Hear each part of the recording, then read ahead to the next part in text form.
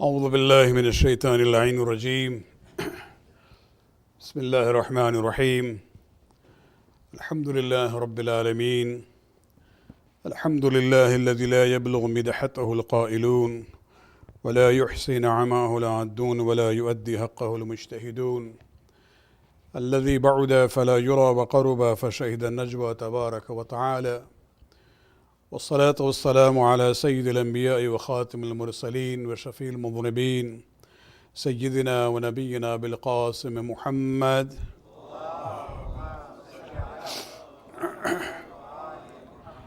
وعلى أهل بيته الطيبين الطاهرين المعصومين الذين ذهب الله عنهم الرجس وطهرهم تطهيرا.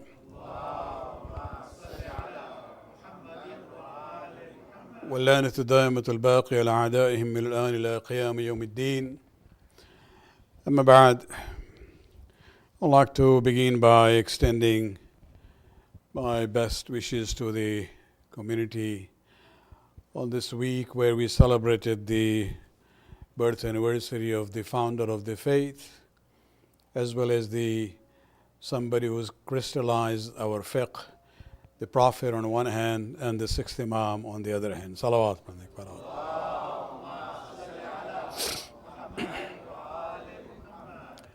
Of course, this is not a Wiladat program, otherwise I could have spoken for a long time. It's just Thursday night regular program, where normally we only spend about half an hour.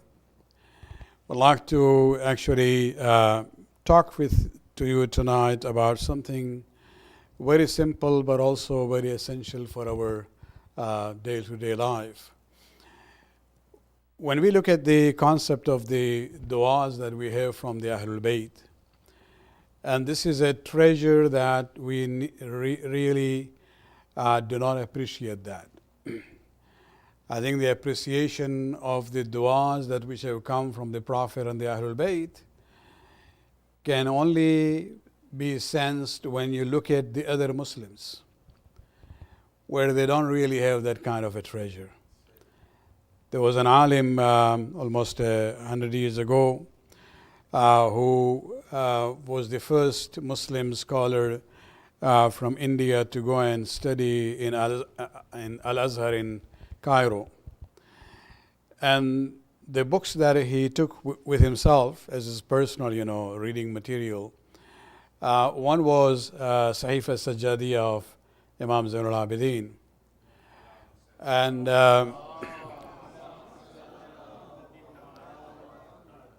Marhum Mujtaba Ali, Mujtaba Hussain, he then stayed there for a few years and became friend with some of the prominent ulama of Egypt. One of them was Sheikh Tantawi. And they became so close friends that Sheikh Tantawi one day, when he came to visit him in his room in the madrasa, in the hostel where they were, he was probably busy or making tea or something that, the guest decided to spend his time by looking at the books around. And he happened to pick up Sayyid al-Sajjadiyya. He looked around and, the initial reading that he had, became very interested in it. And he asked his friend, "Can I borrow this book from you?" He said, "Yes." After a week, when he came back, he says, "You Shias, we have a big complaint with you. You have such a rich spiritual treasure that you have kept to yourself and not shared with the other Muslims." And he ended up actually writing a couple of articles in the journal of Al-Azhar about the Sayyid al-Sajjadiyya and one of the du'as, kind of a commentary on it. And so the point is that we are talking about this example of somebody who was of a higher level of learning. What about the common people? I had a friend in Vancouver, an Iraqi brother. One day he happened to be in the gathering of some Arabs, even Sunnis among them, and the issue came up: can somebody recite a du'a? And Interestingly, he had the copy of Dua Kumail in his pocket. He picked it up, opened it, and started reading. Those Sunni Arabs who had never heard that dua, they were so much impressed with it. They came to him, they said, "Where did you get this?" But the irony is that when he mentioned the name, that this is from Ali ibn Abi Talib alayhi salatu wasalam,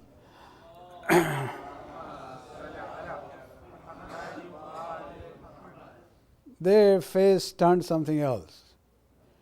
So they like the content, but because it's coming from Ali, they just turned away. And so the point is that, we really should appreciate the legacy of the ad'iyah and the ziyarat that we have from our imams. Today, just to make things very simple, I would like to briefly comment on one passage from the dua that we normally recite after the Asr prayers. It is there in Mafatih. And a similar version, not exactly the same wordings, is there in Sheikh Tusi's Misbah al-Mutahajjid, where he relates this to a dua from Imam Musa al-Kazim alayhi salatu wassalam.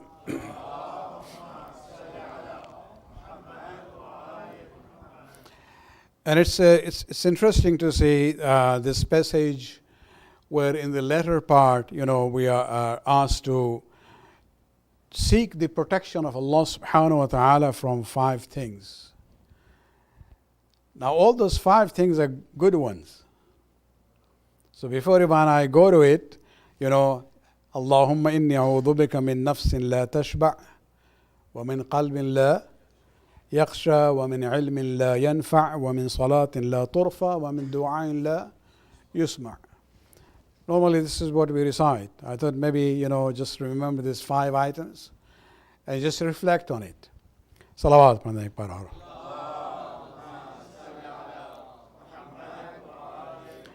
But as a preamble to that, in the sayings of our Imams, you will see this concept that, every ni'mat comes with a attachment of bala, if you're not careful about it. Everything, for example, if you get, what do we call, honor and dignity, Allah subhanahu wa ta'ala gives you honor and dignity in the society. This is a ni'mat. But remember, there is a downside to it. When, kibr comes in, arrogance comes in. So you have honor and dignity, a status in the eyes of the people, but then there is something attached to it. There is a bala that you have to constantly be careful that bala doesn't reach to you. And so here also, all the 5 items basically are positive items. But this is where we are told, be careful about it. The very first one, Allahumma inni a'udhu bika min nafsin la tashba'. O Allah, I seek your protection from the desires which are never satisfied. With nafs here, basically we are talking about the element of desire in human body. And that is necessary for us. Without that, we would not be able to survive. So it is a good thing. However, we have to control it. And the whole test and trial in this dunya is that you use the good things, fulfill your desires within the dictates of the Sharia, but do not let the desires overcome you and control you. There are so many different examples that we can mention. Of course, the time wouldn't allow that. But if you just remember the example of individual like Umar ibn Sa'ad. He came to Karbala on the 4th of Muharram. And till the 9th, it was not clear whether things will end up in hostilities until Shimr Mal'un comes on the eve of Ashura. And it's interesting that those few days, there was a small tent erected between the 2 campsites where Imam Hussein alayhi salam and Umar ibn Saad would sit in there.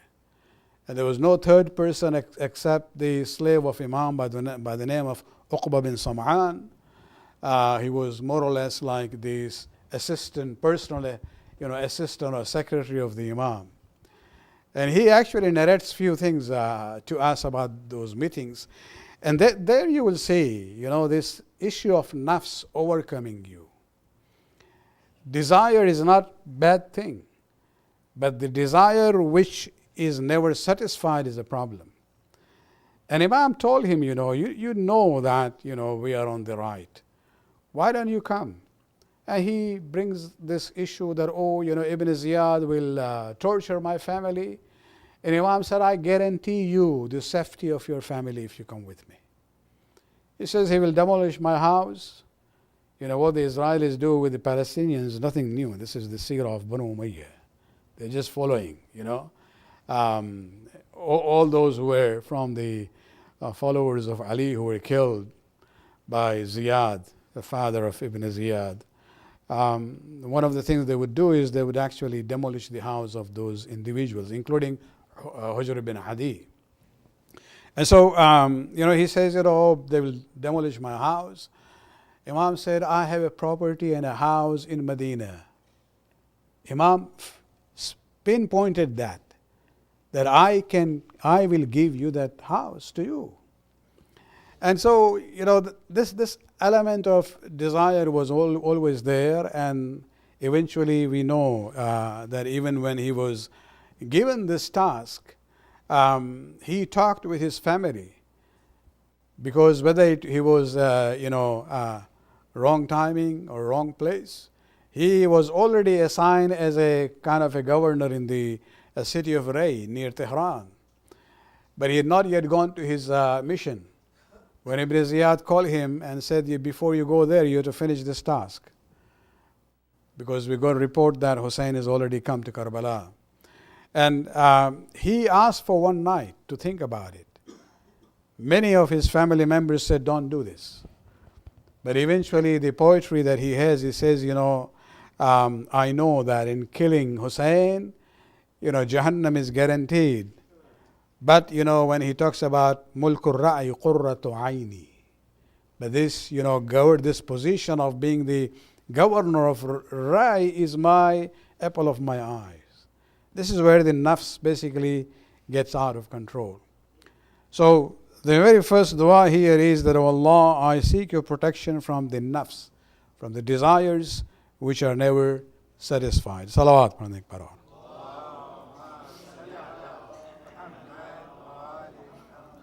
The second one, وَمِنْ قَلْبٍ لَا يَخْشَعْ, and the heart which is not humble. And this is where when we talk about the state of spiritual being of a human being, there are different dimensions here we can talk about. What is the state of the qalb and the spiritual dimension when it is at the level of peace and tranquility, where it is disobedient, and so the whole issue is, just to make this simple. Sometimes when people come and discuss certain issues in their own lives or the lives of their children, and when we say, well, this is haram, he says, yes, Maulana, I know it's haram, lekin kya kare, mera dil jo hai kuch aur kehta hai. They say, but my heart says, he knows this is wrong, but he says, my heart is there. Or my children, they want this. And this is where we have to realize that when we talk about the heart,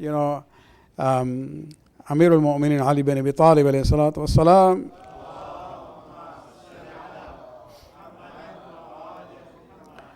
he says that, remember, the state of your heart is not always same. If the line is straight, when you are in the hospital, it means you are dead there. It should be going, it should be going up and down.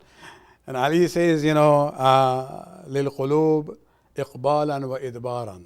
Even the hearts go through up and down, if I may say it. that, sometimes they respond to you. They are humble. Because when you want to do something, they are with you. But there are times when there is idbar. You want something, but it doesn't listen to you. This is the state when it is not humble to you, let alone humble to Allah subhanahu wa ta'ala. And that's where Ali says that make sure when your heart is disobedient, rebellious, you fulfill at least the minimum duty that you have. Do your wajibat, refrain from what is haram. But when your heart is at the level of iqbal, listening to you and obedient to you, this is the state where you maximize and you do not stop at the minimum, you even do the extras. And so that's again the point of, heart is a very good thing, but we have to always keep in mind that, we can go through different situations. Always we need to monitor ourselves. In Ziyarat Waris, when we say to Hussein ibn Ali, وَقَلْبِي لِقَلْبِكُمْ سِلْمٌ, my heart is obedient to your heart. This is a pledge we are making with him.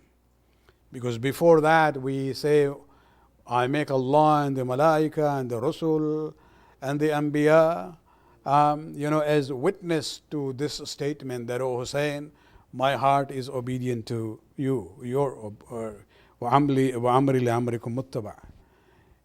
And this is where we have to realize that, this is a challenge we have to constantly monitor. It's a good thing, but it should be a heart which is obedient to us and to the Imam and to Allah subhanahu wa ta'ala. Salawat.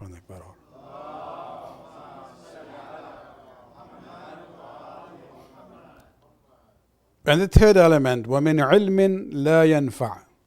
Allah, I seek your protection from the knowledge. The knowledge is a good thing. How can there be anything negativity there? But here we're talking about the knowledge which does not have any benefit. And so we are being guided here to say that, knowledge is basically the essence of a human being. That's how the worth of a human being is evaluated according to Amir al-Mu'mineen. But then the point is that you have to make sure that the knowledge that you are trying to acquire, is it going to be, yanfa', beneficial, not only in a spiritual sense, but for your dunya as well as for the akhirah. And if these two elements are not there, it's not going to be beneficial for this dunya or for the akhirah, then it's an ilm of, it doesn't have any benefit at all.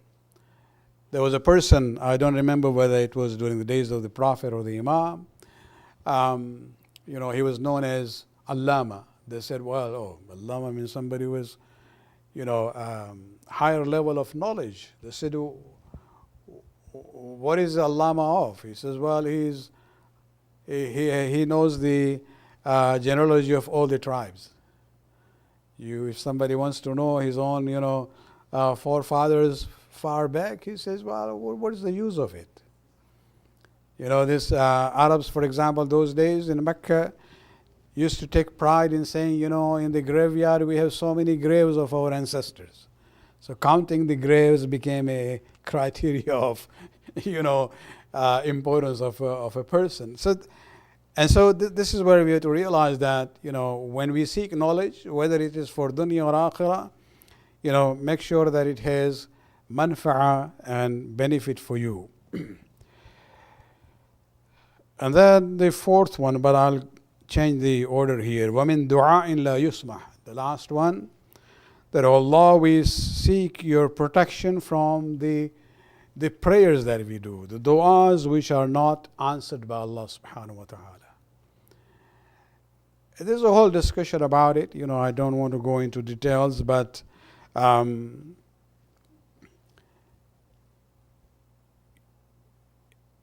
in some examples, for example, we are told in the hadith, make sure you do your part of the task before you ask Allah for his help.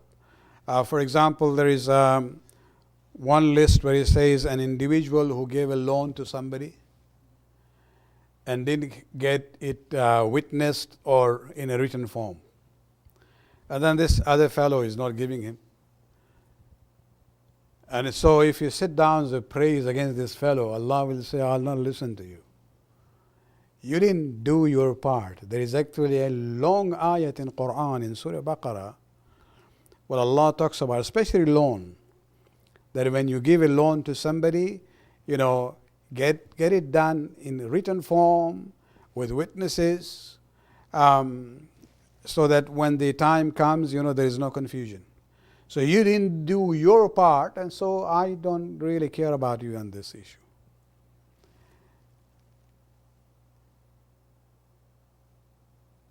Part of that list, from what I remember, is that if a husband has problem with his wife and he's doing dua against his wife, Allah says, I'm not going to listen to you. If you really are in such a big problem, you have the solution. You can divorce her. Don't come to me. I'm not going to intervene against her in your favor on this issue. You deal with yourself.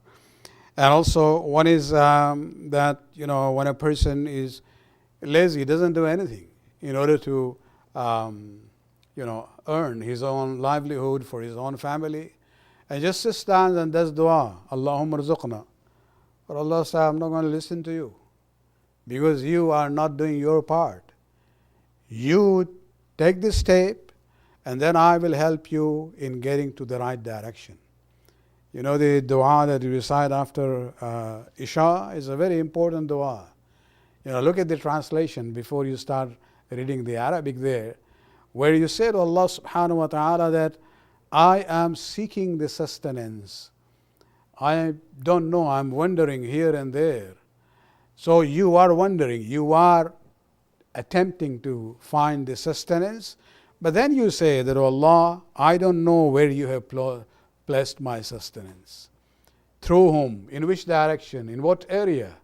So guide me that my efforts are in the right direction, where you have placed my sustenance and risk. And so many times, the dua is accepted or not accepted, depends on whether we have done our part of the deal with Allah subhanahu wa ta'ala or not. Salawat.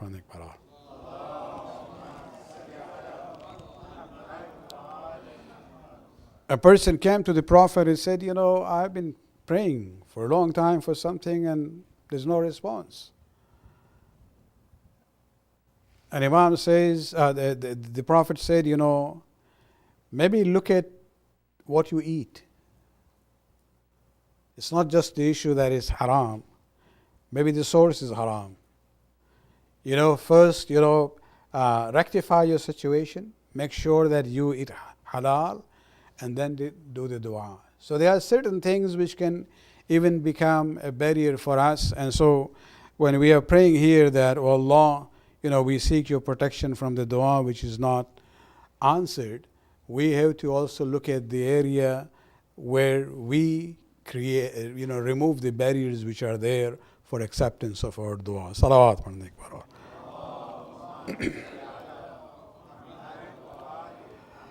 And the last of the 5 items in this is وَمِن صَلَاةٍ لَا تُرْفَعْ.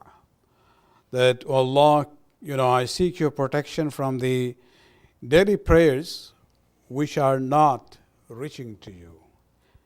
In a way, they are not being accepted by Allah subhanahu wa ta'ala. There was a hadith, I was just looking at it 2 nights ago, where the Prophet actually explains it in that way that when it comes to the issue of salat, the salat has certain requirements. And I'm just looking at just one element why the prayer is not accepted by Allah subhanahu wa ta'ala. Prayer here in the meaning of salat, not dua. And one of the elements is very interesting, where the Prophet says that if a person fasted for 30 days during the month of Ramadan, and then the Eid al-Fitr comes in, and he does not pay the fitrah of that day, the zakatul fitr, then it's as if he is not fasted. In other words, his fasting will not be accepted. Then the Prophet says, tamam salat. When it comes to your prayers, it will be considered, complete and acceptable in the eyes of Allah subhanahu wa ta'ala only when you include the salawat on Muhammad and Ali Muhammad in the tashahhud.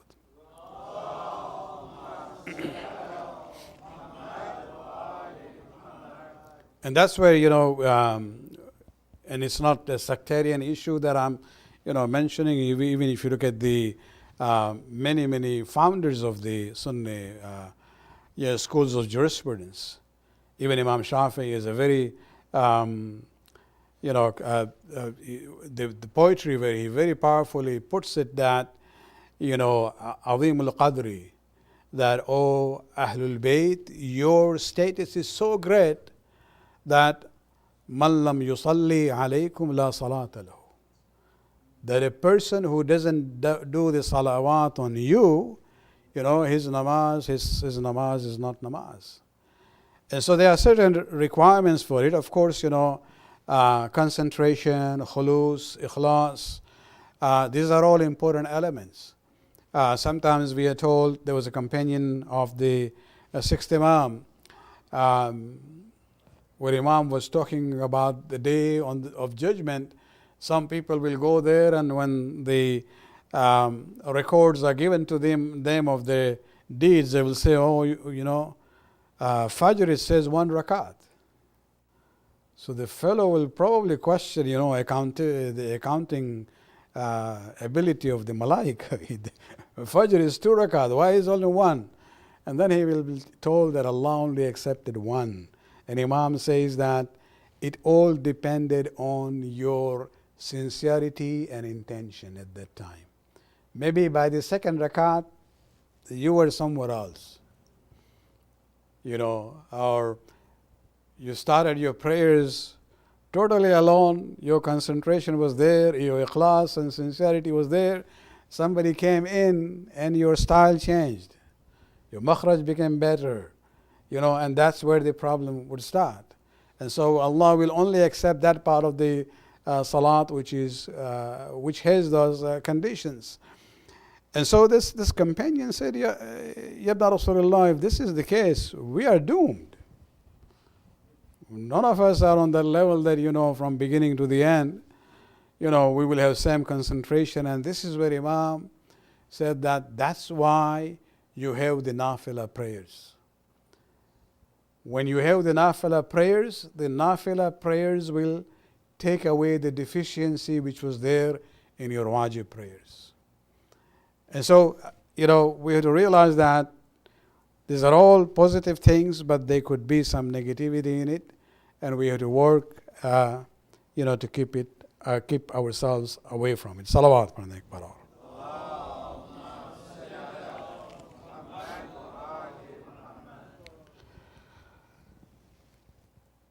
Karbala के वाक़यात में अगर आप इस मसले को देखें, दुआओं की कबूलियत की बात है, नमाज की कबूलियत की बात है। मैदान करबला में हुसैन इब्न अली से बेहतर कोई फसाहत और बलागत और इल्म में नहीं था उस वक्त। हुज्जत खुदा थे वो, और उन्होंने कई खुतबे दिए हैं आशूर के दिन। एक पॉइंट आता है कि हुसैन इब्न अली कहते हैं कि तुम्हें क्या हो गया है, हम तुमसे बात कर रहे हैं लेकिन हमारी बातें तुम्हारे दिलों तक नहीं पहुंच रही है। और उसके बाद हुसैन एक जुमला कहते हैं कि हमें मालूम है लअन ये तो तुम्हारे जो पेट हैं मुलिअत बिल हराम, कि तुम्हारे जो पेट हैं वो हराम खानों से भरे हुए हैं। इसका मतलब है कि कभी कभी हिदायत खुदा भेजता है। कुरान आप पढ़ते हैं, हिदायत है आपके लिए। आलिम आपसे बात कर रहा है, इमाम आपसे बात कर रहे हैं, इमाम की हदीस आप पढ़ रहे हैं, हुसैन इब्न अली का शख्स बात कर रहा है, لیکن اثر نہیں ہو رہا ہے، اس لیے کہ دل پر وہ پردہ ہے۔ اور انسان کو اسی لحاظ سے سوچنا چاہیے کہ کربلا والے کیا وہ نماز نہیں پڑھتے تھے؟ یزید لشکر والے نماز پڑھتے تھے بہرحال، لیکن کیا ان ملعونوں کی نماز قبول ہوگی؟ حسین بن نمیر جیسا ملعون جو ہے وہ جب ابا عبداللہ الحسین نے کہا ہے کہ جنگ کو روکا جائے، ظہر کا ٹائم ہو گیا ہے، اس وقت وہ ملعون قریب آ کے کہتا ہے کہ حسین آپ نماز پڑھ کے کیا کریں گے؟ آپ کی تو نماز قبول نہیں ہوگی۔ اس ملعون کو یہ اندازہ نہیں تھا کہ تم جب تشہد پڑھتے ہو، اور تشہد میں جب تم پڑھتے ہو اللہم صلی علی محمد و آل محمد، اس میں آل محمد میں دوسروں کے بارے میں آپ بحث کر سکتے ہیں کہ وہ شامل ہیں یا نہیں ہیں، لیکن حسین ابن علی کے بارے میں 100% یونینیمیٹی ہے اور گارنٹیڈ ہے کہ وہ آل محمد میں ہیں۔ ایسے امام کے لیے جو سید شباب اہل الجنہ ہیں، اس نے یہ جملہ کہا ہے جس کی وجہ سے جناب حبیب جو امام کے دوست تھے ان سے برداشت نہیں ہو سکا حسین ابن علی کی توہین اس عنوان سے، لہٰذا وہ اپنے تلوار کو نکالتے ہیں، حسین بن نویر کو گھوڑے سے گرا کے اس کو زخمی کر دیتے ہیں، لیکن اس کے سپاہی آ کے اس کو بچا کے لے جاتے ہیں، لیکن حبیب سے وہ جو ہے توہین قابل برداشت نہ رہی، اپنے جنگ کو جاری رکھتے ہیں۔ لیکن یہ حسین کا بزرگ اور ضعیف العمر مجاہد کب تک لڑتا؟ یہ لوگ چاروں طرف سے گھیر لیتے ہیں، اور حبیب جب زمین پہ گرتے ہیں بیٹھ جاتے ہیں، ایک ملعون پیچھے سے آ کے نیزے سے وار کرتا ہے، اس طرح سے کہ نیزے کی انی جو ہے سینے کی طرف نکل آتی ہے، اور اب وہ دنیا میں نہیں رہے۔ اس وقت ایک ملعون آتا ہے، حبیب ابن مظاہر کے سر کو تن سے جدا کرتا ہے، اپنے گھوڑے کی گردن میں باندھ لیتا ہے۔ عزاداران حسین، ایک جملہ ہم یہاں کہنا چاہیں گے، جب یہ ملعون اس گھوڑے کے ساتھ حبیب کے سر کے ساتھ کوفہ پہنچا ہے، وہ دیکھتا ہے کہ ایک جوان جو ہے پیچھے پیچھے ساتھ ساتھ چل رہا ہے، بار بار اس سر کو دیکھ رہا ہے۔ ابن زیاد کے دربار میں بھی وہ ساتھ ساتھ رہا۔ جب یہ قاتل نکلا ہے باہر تو وہ جوان سے پوچھتا ہے تو میرے پیچھے پیچھے کیوں آ رہے ہو؟ اس وقت وہ قاسم بن حبیب تھے، نوجوان بیٹے تھے، کہتے ہیں شخص مجھ سے یہ برداشت نہیں ہو رہا ہے، ہم صبر نہیں کر سکتے ہیں کہ میرے بابا کا سر جو ہے تمہارے گھوڑے کی گردن میں لٹک رہا ہے۔ بس قاسم بن حبیب سے اتنا کہیں گے، یہاں ایک سر کا معاملہ ہے، ایک باپ کے سر کی بات ہو رہی ہے۔ سید سجاد کی کیفیت سے جا کے دیکھو کہ جہاں بابا کا سر بھی ہے، چچاؤں کا بھی سر ہے، بھائیوں کا بھی سر ہے، کس عالم کرب و اذیت سے سید سجاد اس مرحلے سے جا رہے ہیں۔ الا لعنۃ اللہ علی القوم الظالمین سیعلم الذین ظلموا ای منقلب ینقلبون۔ خداوند اس قلب قبول فرما، ہمارے گناہوں کو بخش دے، ہمارے توفیقات میں اضافہ فرما۔ خداوندہ شیعوں کو اپنے حفظ و امان میں رکھ، تکفیری افواج کی تمام صلاحیتوں کو نیست و نابود فرما، امام کے ظہور میں تعجل فرما۔ ربنا تقبل منا انک انت السمیع العلیم۔